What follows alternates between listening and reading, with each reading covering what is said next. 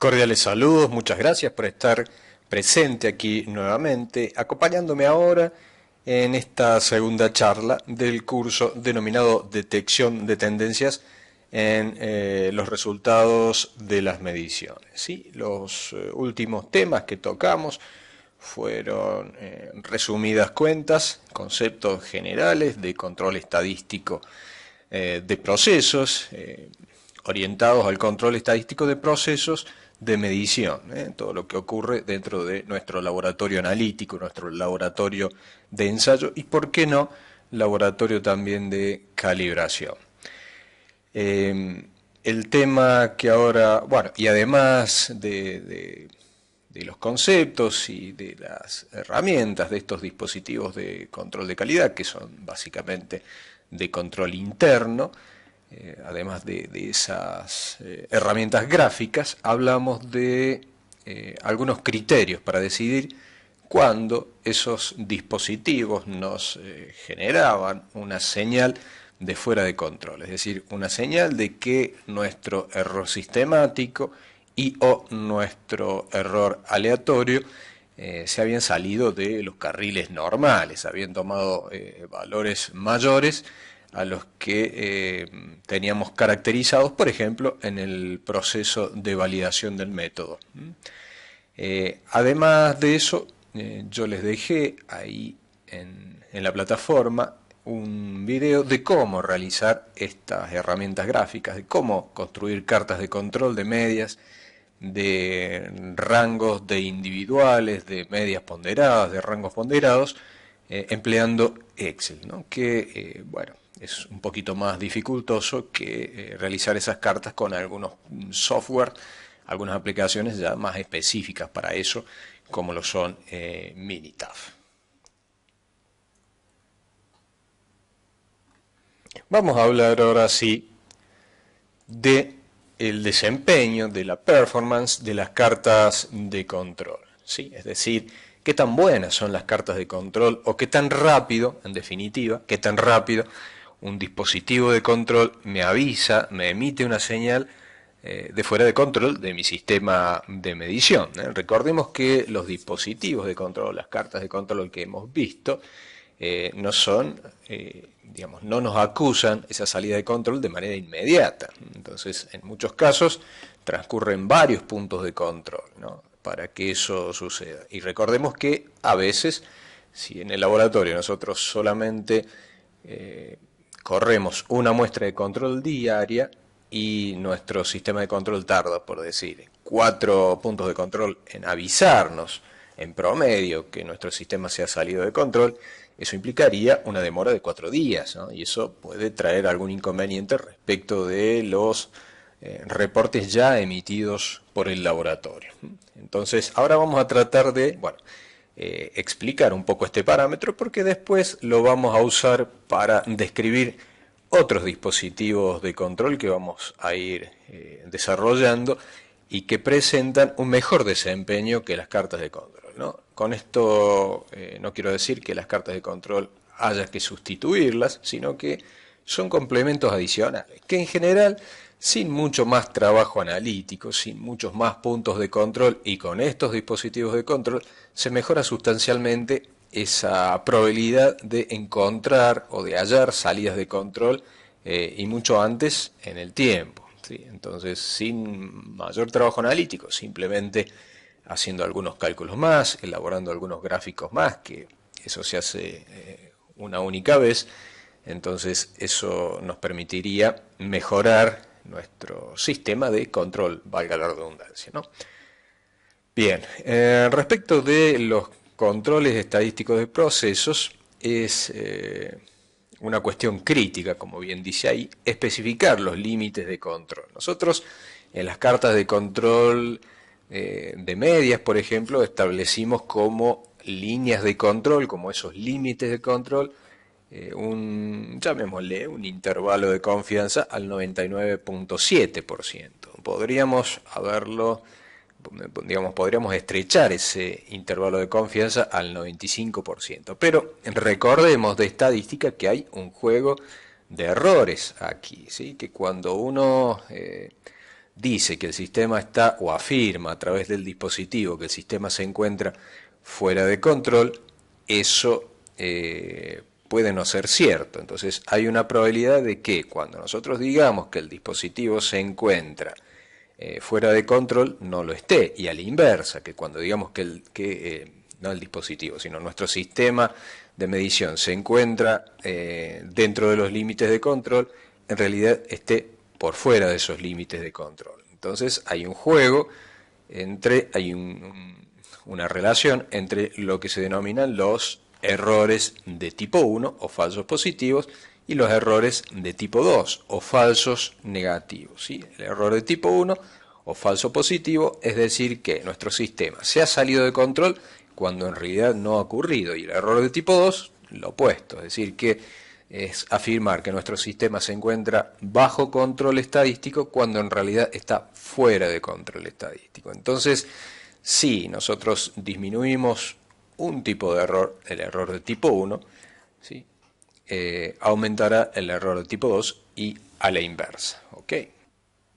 Resumiendo entonces, si nosotros, por ejemplo, extendemos el intervalo de confianza, extendemos esa franja de control de, por ejemplo, el 99.7 al 99.9%, va a disminuir el error alfa, es decir, que la probabilidad de falsos positivos va a ser más baja, pero va a aumentar la probabilidad de tener falsos negativos, ¿sí? Ya que si existe un verdadero falso positivo, va a quedar dentro de esa franja ampliada, ¿no? Entonces, si bien disminuye el error alfa, va a aumentar el error beta, es decir, de falso negativo. Bien, entonces recordemos esto de los errores que siempre están presentes. Cada vez que estamos trabajando, desarrollando alguna actividad relacionada con la estadística y vamos a tomar alguna decisión en base a algún resultado, debemos tener en cuenta siempre los errores alfa y beta. Bien, vamos ahora a hablar de esto, ¿sí? Que se denomina, o en inglés, Average Run Length, por sus siglas, ARL, como decíamos, en castellano, longitud media de rachas. Se define a este parámetro, ARL, le vamos a decir de ahora en adelante, como el número promedio de puntos graficados hasta lograr una señal de salida de control.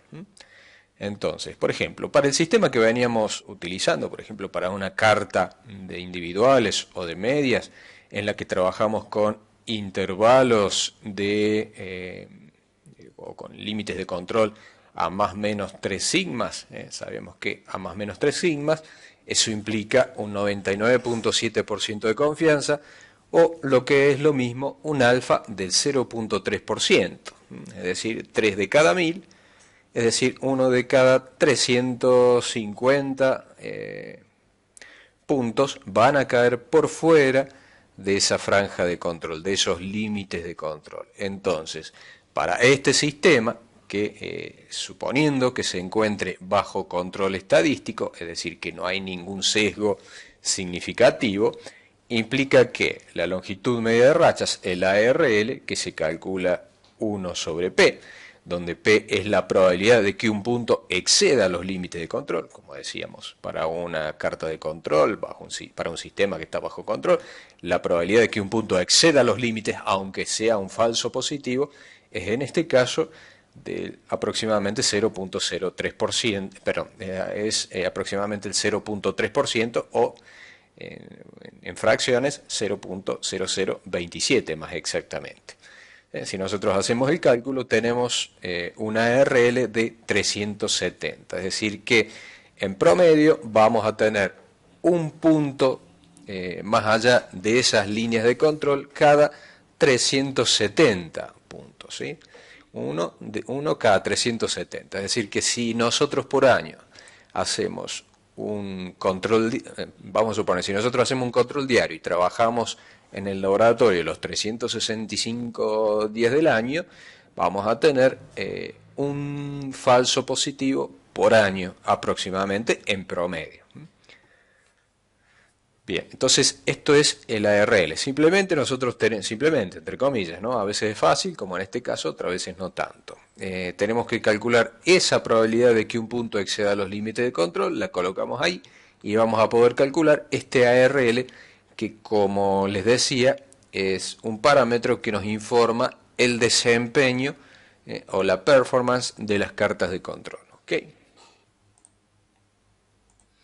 Bueno, aquí tenemos lo que habíamos mencionado, ¿no? Los errores de tipo 1 y de tipo 2. Nosotros asumimos que, por ejemplo, nuestra gaussiana de la izquierda, ¿sí?, es nuestra carta de control y aquí tenemos los límites, ¿no? En oscuro, digamos, en sombreado oscuro, tenemos el error alfa y en sombreado en líneas horizontales tenemos el error beta, ¿sí? Miramos solamente esta gaussiana y la gaussiana de la derecha puede ser otra población de datos. Por ejemplo, cuando mis resultados se sesgan por alguna causa, esos resultados pasan a formar parte de otra población de datos. Entonces, esta sería la hipotética otra población de datos que mencionamos. Entonces, si de pronto nosotros encontramos un punto más allá de esa zona de control, bien, ese punto que está más allá de la zona de control puede deberse a mi población de datos. Si entonces yo aplico la primera regla de Western Electric, yo estaría diciendo que efectivamente mi sistema está fuera de control, y si mi sistema está fuera de control, este punto pertenece a la gaussiana de la derecha. Pero puede ser un falso positivo, y si es un falso positivo, y yo estoy afirmando que mi sistema se salió de control, en realidad este punto pertenece a la gaussiana de la izquierda, ¿no? Bien, ahora entonces vamos a preguntarnos cuántas muestras de control necesitamos. Y dependiendo de la cantidad de muestras que nosotros insertemos en nuestra corrida analítica, dependiendo de eso, va a ser la rapidez también con que nuestro dispositivo acuse una salida de control de nuestro proceso de medición, ¿no? Cuando el proceso de medición, o cualquier proceso en general, pero cuando el proceso de medición es estable, se necesitan pocas muestras de control, ¿no? Porque ya tenemos una historia que es un proceso sumamente estable, con una variabilidad bastante estable en el tiempo, obviamente con un promedio que se mueve muy poco, entonces evidentemente vamos, y eso ya es también una cuestión intuitiva, vamos a necesitar pocas muestras de control, al contrario de si nuestro proceso es poco estable. En ese caso necesitaremos una mayor cantidad de muestras de control, ¿no? Porque obviamente si nuestro control es poco frecuente, entre esos controles es probable que existan varias salidas de control de nuestro proceso y no nos demos cuenta. Entonces, mientras más controles coloquemos, menos probabilidad hay de que se nos escape una eventual salida de control del método. Ustedes saben que, digamos, tenemos que saber que entre nosotros cuando colocamos un control estamos sacando una foto al proceso en ese momento. ¿Qué sucede entre dos controles? No se sabe. Nosotros estamos deduciendo que si un control, el primer control nos da bien, el segundo control también nos da bien, en ese tiempo intermedio, que puede ser 1 hora, 2 horas, 10 muestras, 20 muestras, nuestro sistema estuvo funcionando bien. Pero ¿qué tal si se salió de control y después volvió? Porque, no sé, ocurrió una deriva electrónica en el equipo, por ejemplo. Eso puede haber ocurrido. Entonces, es conveniente ello. Y creo que les decía en alguna charla pasada que es importante en lo posible trabajar con controles y que esos controles estén distribuidos de manera al azar, de manera aleatoria en la corrida analítica, ¿no? Entonces, de pronto, si hay una variación de nuestro proceso cíclica, el trabajar al azar me va a permitir pescar esa variación o me va a dar una mayor chance de pescar esa variación cíclica que si trabajo colocando las muestras de control siempre de una manera sistemática, ¿no? Entonces, Siempre eso es conveniente, pero no siempre es práctico, no siempre es posible, ¿no? Ustedes sabrán en su propio, digamos, en su propio sistema cómo funciona eso. Bien, vamos ahora, respecto de esa pregunta, ¿no? ¿Cuántas muestras de control? Tomamos algunas recomendaciones de las guías armonizadas para control interno de calidad en el laboratorio químico analítico de la IUPAC, ¿no? Probablemente les suene como demasiado exigente, pero bueno, es una sugerencia para que la tengan en cuenta. Ya después, en función de lo que vamos a ver para las cartas de control bueno, los parámetros de desempeño y otras cartas especializadas, ustedes verán si pueden disminuir esta frecuencia recomendada por la IUPAC, ¿no? La IUPAC está recomendando, digamos, una recomendación muy general que, bueno, no necesariamente tiene que aplicar al caso de ustedes, ¿no? Puede que la frecuencia de control sea menor a la sugerida por la IUPAC, o al contrario. Bien, para el caso de corridas cortas, de una cantidad de muestras menores a 20, y frecuentes, y de materiales similares, y de un rango acotado, donde en ese rango acotado se asume que el desvío estándar, que la variación es más o menos homogénea, es constante, bueno, dice utilizar al menos una muestra de control por corrida, analizar por duplicado al menos la mitad de las muestras seleccionadas al azar y colocar al menos un blanco de determinación. En el caso de corridas largas, n mayor a 20, también frecuentes, de materiales similares, también de rango acotado y de una variabilidad constante en todo ese rango, debe usarse al menos una muestra de control cada 10 muestras. Debe analizarse por duplicado al menos 5 muestras seleccionadas al azar, insertar al menos una determinación de blanco por cada 10 muestras.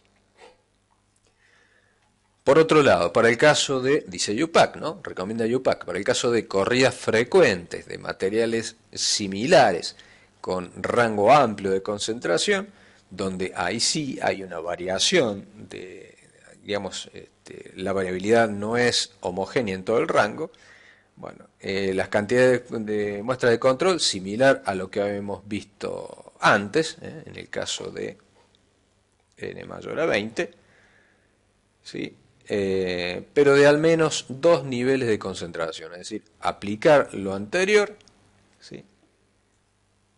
Lo que decía, una muestra de control cada 10 muestras, pero a 2 niveles de concentración, porque estamos trabajando en un rango amplio, quiero decir. Una a un nivel mediano de muestras típicas y otra aproximadamente al nivel superior o al decil menor de ese nivel superior, duplicar un mínimo de 5 muestras e insertar un blanco de determinación por cada 10 muestras. En el caso de los análisis ad hoc, donde no tenemos una historia previa, no tenemos cartas de control, ni conocemos cómo es la variación, ni nada por el estilo, obviamente acá no va a aplicar el concepto de control estadístico. Entonces aquí debemos duplicar todas las muestras, realizar adicionados o ensayos de recuperación o utilizar un material de control formulado, efectuar blancos de determinaciones, comparar el sesgo y la precisión con los límites obtenidos en el ajuste a propósito, es decir, en el proceso de validación del método o algún otro criterio establecido. Bien, vamos ahora a un ejemplo para entender un poco mejor esto del ARL o longitud media de rachas en español. Vamos a suponer en este caso un proceso analítico donde se mide glucosa en sangre, la glucemia o glicemia. Para un dado nivel, la media del proceso de n igual a 25, es decir, de 25 controles, es 80 miligramos por decilitro. Para dicho nivel, el desvío estándar fue de 2 miligramos por decilitro. Todo esto, ¿no es cierto?, obtenidos en condiciones intermedias de reproducibilidad. Recordemos que las cartas de control Es decir, la variación que se obtiene de una carta de control se obtiene en condiciones, como dice ahí, intermedias de reproducibilidad. ¿Sí? Analiza un control diario, un control cada día, por distintos operadores, si es que trabajan, distintos equipos, si es que están involucrados en el método, etc. Entonces, no son condiciones de repetibilidad, son condiciones intermedias. Bien, entonces tenemos una media y un desvío estándar, una media de 80 para n igual a 25 y un desvío estándar de 2 miligramos por decilitro. Cada día se analiza una muestra de control, es decir, que hay un control diario para este nivel y la corrida analítica diaria tiene una extensión de más o menos unas 70 determinaciones. Bueno, acá no se está cumpliendo, por ejemplo, con las recomendaciones de UPAC, por ejemplo. Bueno, ahí tenemos una carta de control representativa, 25 mediciones, se han construido con, estos puntos son los utilizados para construir la carta, ¿no? Estos puntos entonces fueron utilizados para construir la carta, a partir de la muestra 26 ya son muestras de control, y como creo que decíamos en esta charla, si las muestras de control adicionales también las puedo utilizar para seguir alimentando esta carta, es decir que esta media va a ir moviéndose un poco y lo mismo que los desvíos estándar. Entonces es una carta de control ahí dinámica. Obviamente cuando nosotros detectemos un fuera de control, ese fuera o ese punto que indica el fuera de control no debería ser incorporado, ¿no? En cuyo caso, si el sistema sigue fuera de control o de alguna manera se ha sesgado o ha disminuido su variación, bueno, será cuestión de realizar otra carta, ¿no?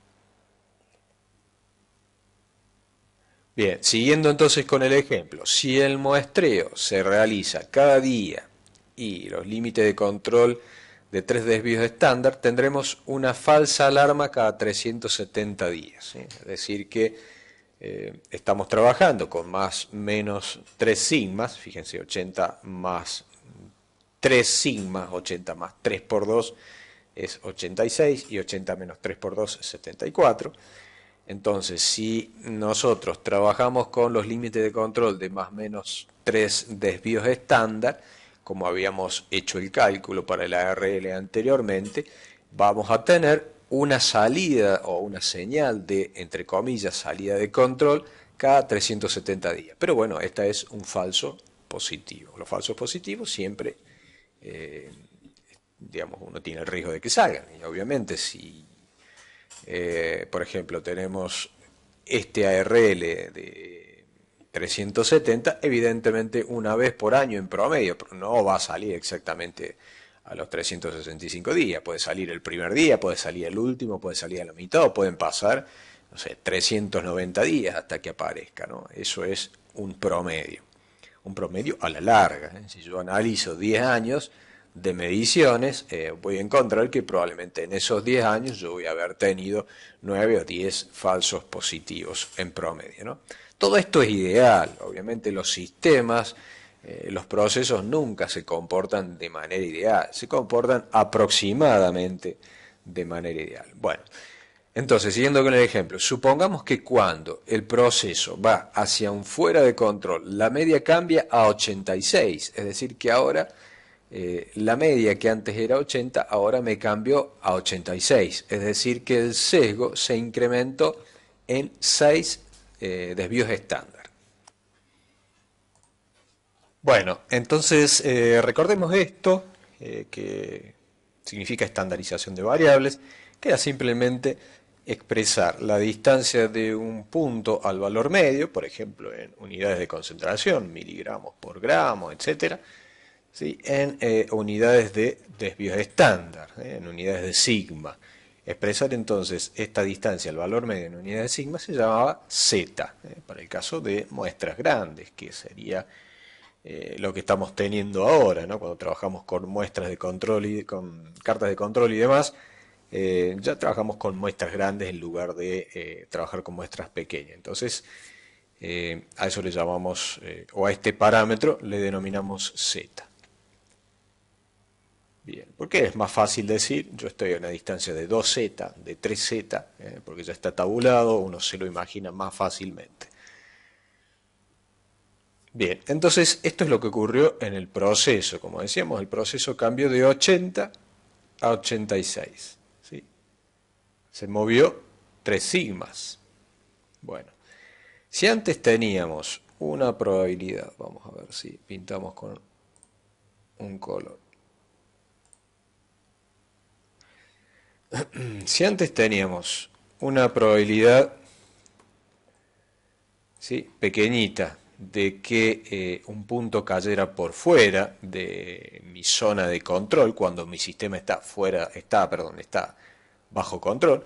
Repito, cuando mi sistema está bajo control, la probabilidad de que un punto caiga fuera, un punto de control caiga fuera de esa zona de control, era baja, era de 0,27 o aproximadamente 0,3%, 3 de cada 1000.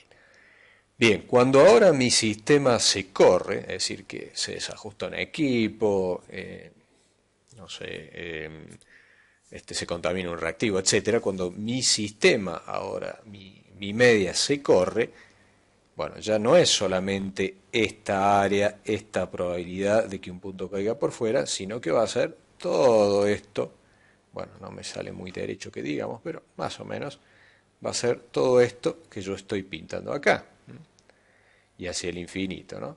Que ya podemos ver que es más o menos la mitad de la gaussiana, más un poquito más, será de aproximadamente el 50%, ¿no? Pues ya tenemos la mitad de la gaussiana toda tirada de ese lado. Entonces la probabilidad de que un punto caiga más allá de nuestra zona de control para nuestro proceso original aumentó drásticamente, es del orden de aproximadamente 0,5%.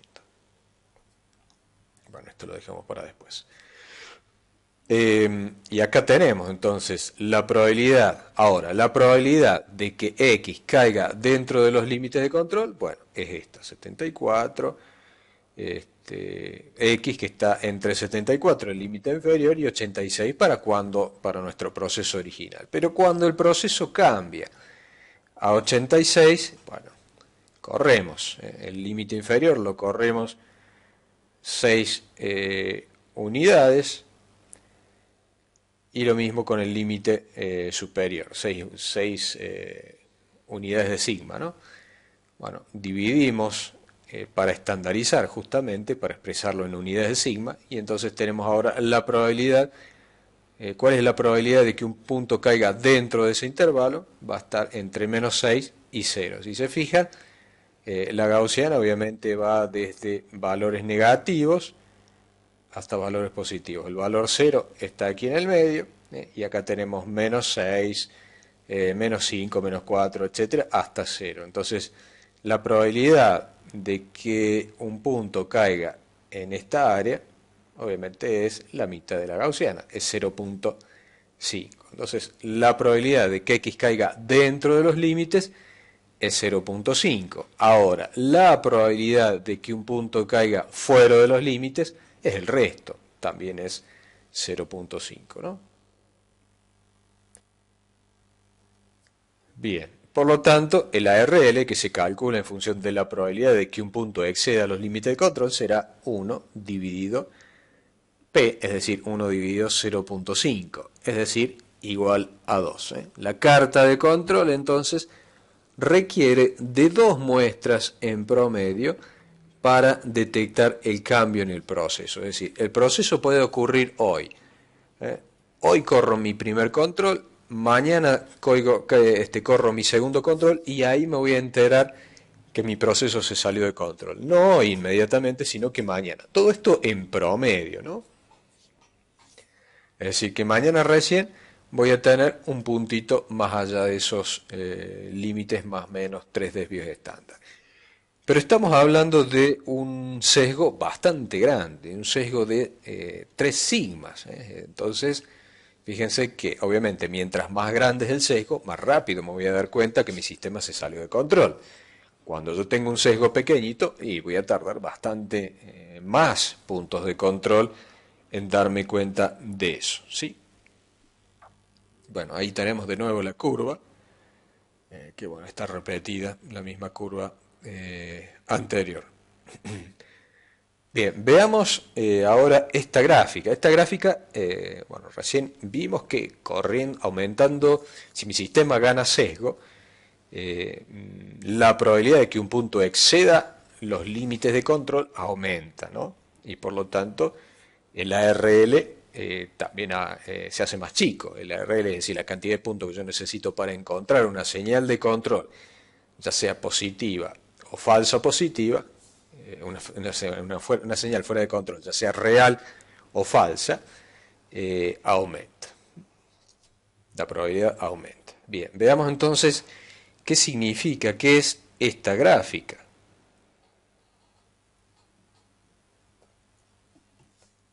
Aquí vemos en el eje de las X, H, que H es el sesgo en este caso, ¿no? En unidades de sigma. Por ejemplo, tenemos un sesgo de medio sigma, de un sigma, de 2 sigmas, hasta de 5 sigmas.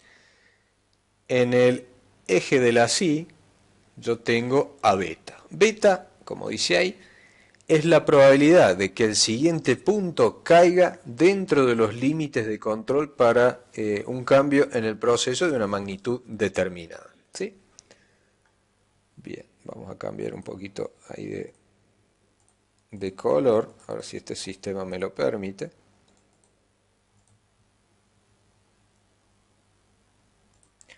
Entonces, vamos a suponer que yo tengo un único control, que trabajo con un control individual. Fíjense que a medida que yo voy disminuyendo, ¿sí? A medida que mi sesgo va disminuyendo, la probabilidad de que el punto caiga dentro de los límites de control se hace más grande.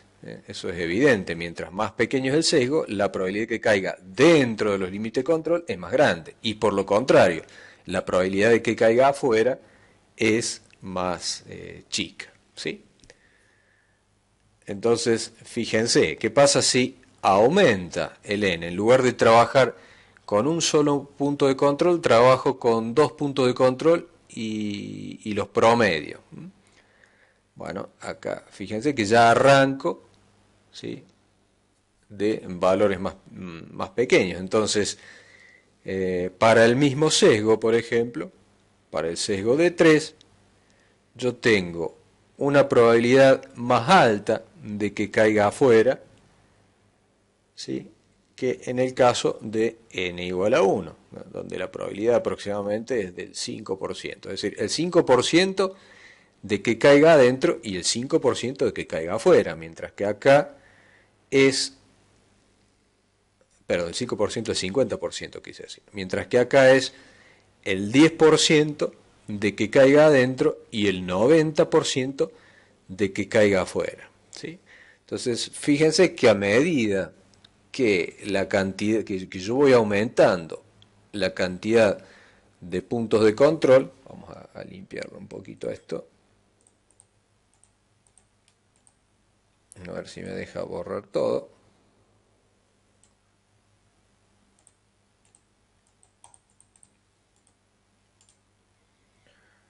A ver, me disculpan, ahí se me vuelve por ahí rebelde. Ahí está, borramos todo. Volvemos entonces.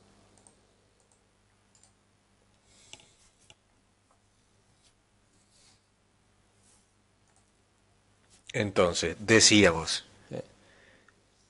vamos a pararnos para un mismo sesgo. Vamos a suponer un sesgo de el 3%. El 3%, quiero decir, de 3 sigma. Entonces, para un sesgo de 3 sigma y para n igual a 3, yo voy a tener una probabilidad baja de que caiga adentro y una, es decir, de más o menos de el 5%, mientras que voy a tener un 95% de probabilidad de que caiga afuera. Mientras que si yo ahora tengo 2 puntos de control, la probabilidad de que caiga afuera va a ser más chica, va a ser del orden de, no sé, del 90%. Mientras que si yo ahora tengo un límite, un punto de control un solo punto de control, perdón, la probabilidad de que caiga afuera, ese punto va a ser también bastante más chica que en el anterior. Entonces, ustedes recuerden, el ARL es el cociente entre 1 y la probabilidad de que el punto caiga afuera de la zona de control. Por lo tanto, ese ARL se hace más chico para cuando yo tengo más puntos de control, ¿sí? A mayor tamaño de n, a mayor cantidad de puntos de control, yo tengo una RL más chico, ¿sí? Yo tengo la cantidad de puntos de control que va a tardar mi sistema en acusarme un fuera de control va a ser menor, es decir, voy a tardar una menor cantidad de tiempo. A mayor cantidad de puntos de control, menor cantidad de tiempo voy a tardar o voy a demorar en darme cuenta. Entonces, bueno, es evidente que mientras más puntos de control yo tengo esa mayor velocidad en detectar una señal de salida de control de mi sistema, de mi proceso de medición. ¿Ok? Bien. Entonces, acá tenemos una tablita que nos explica más o menos eso, ¿no? Si nosotros tenemos un cambio de 0, vamos a cambiar ahí un poco el color.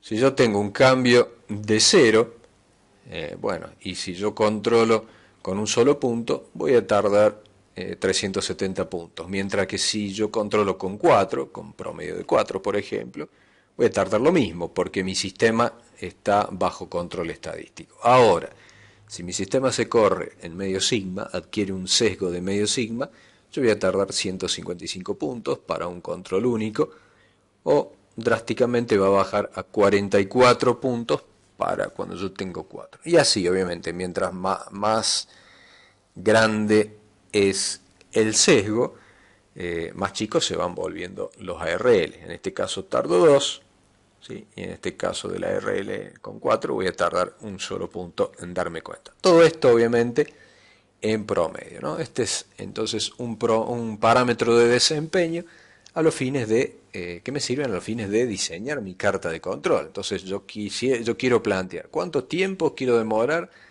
en darme cuenta que mi sistema adquirió un sesgo de tanto. Entonces, primero, yo tengo que decidir qué sesgo quiero poder detectar con mi carta de control de medias o de individuales, ¿no? Acá no aplica obviamente la carta de rangos.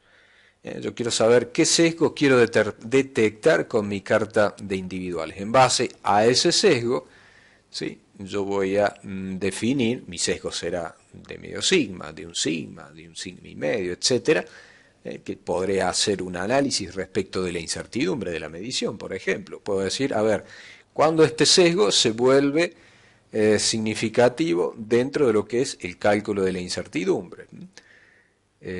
Bueno, en base a ese parámetro yo podría decidir cuánto tiempo quiero tardar en detectarlo, o qué sesgo quiero detectarlo y quiero detectarlo lo antes posible. Entonces, supongamos, yo llego a la conclusión de que voy a demorar 6 puntos en darme cuenta.